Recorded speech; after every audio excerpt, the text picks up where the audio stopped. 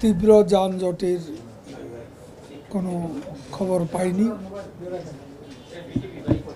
চাপ বাড়বে গার্মেন্ট ছুটির পর, তারপরও বৃষ্টি বাদল হলে ধীর গতি হতে পারে, কিন্তু যানজট হবে না। অতিরিক্ত ভাড়া যারা আদায় করে তাদের লোভ লালসাটা সীমা বহুদূর।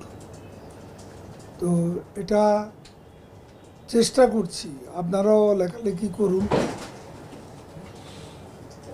আমরাও চেষ্টা করছি এই মানসিক প্রবণতাটা নিয়ন্ত্রণ করার জন্য চেষ্টা করছি।